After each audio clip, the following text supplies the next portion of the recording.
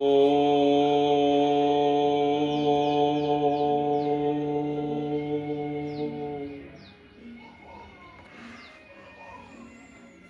आज के भाग में हम संविधान की प्रस्तावना में न्याय से चर्चा प्रारंभ करते हैं। जो न्याय शब्द है, जस्टिस, हमारे संविधान की उद्देश्य का में सभी नागरिकों को न्याय का भरोसा दिया गया है।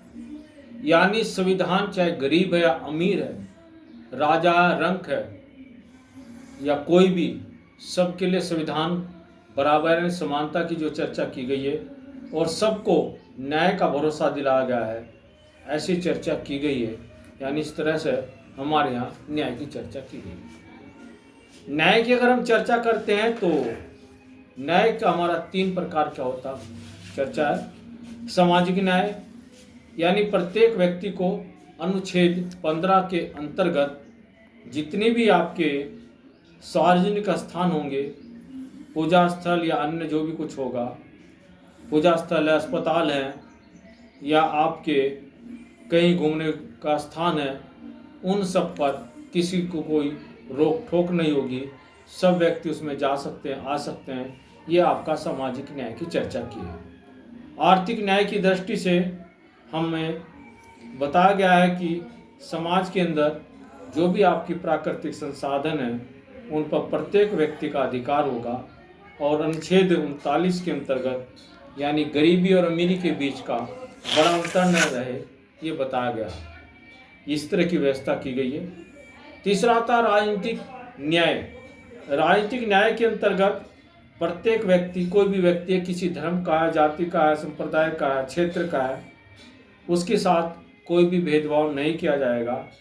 उसको सामाजिक दृष्टि से और राजनीतिक दृष्टि से उसको अनुच्छेद 16 के अंतर्गत लोक नियोजन यानी जो भी सर्विसें होंगी उसके अंदर उसको अवसर, समान अवसर दिए जाएंगे। उसके साथ कोई भी भेदभाव नहीं होगा।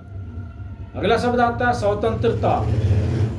स्वतंत्र प्रत्येक मनुष्य जो होता है, कोई भी मनुष्य है, वो संपूर्ण विकास के लिए यानी वातावरण जो होता है उसमें स्वतंत्रता के साथ रहना चाहता है। लेकिन स्वतंत्रता का मतलब है दूसरों के साथ कोई बुरा व्यवहार ना हो, यानी दूसरों को उसकी स्वतंत्रता में दिक्कत ना हो।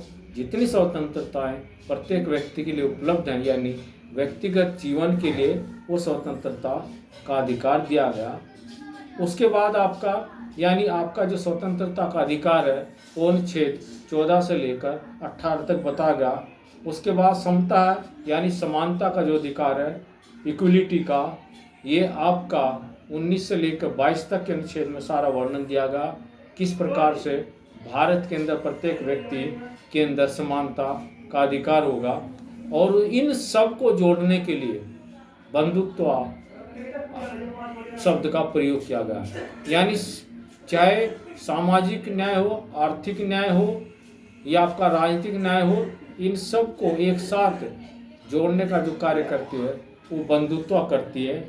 यानी बंधुत्व एक ऐसा आदर्श है जो प्रत्येक व्यक्ति को न्याय, समानता और स्वतंत्रता को एक साथ जोड़ने का काम करता है। इसलिए हमारे संविधान के अंदर बंधुत्व का प्रयोग किया गया। अगला शब्द आता है व्यक्ति की गरिमा। यानी प्रत्येक व्यक्ति जो भारत के अंदर रहता है, गरिमापूर्ण जीवन जीने का उसका अधिकार है।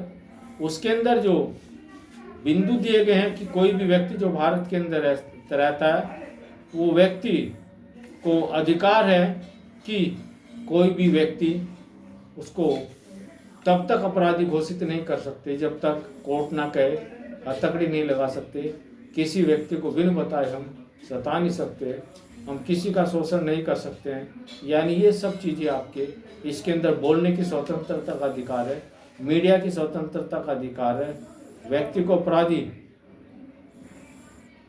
या दोषी तब तक नहीं ठहरा सकते जब तक कोर्ट नहीं कहेगी।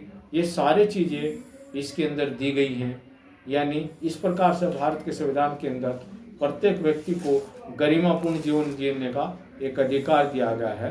ऐसी जीवन जीना, यानी इसके अंतर्गत व्यक्ति समाज, स्वाभिमान, गरिमा बचाता है और उसके लिए जनता से यदि खतरा होता है तो व्यक्ति के लिए कानून बनेगा जिसके लिए खतरा भी हो जाता है। इस पर विचार करने की आवश्यकता है, इसलिए इति श्री शेष कर।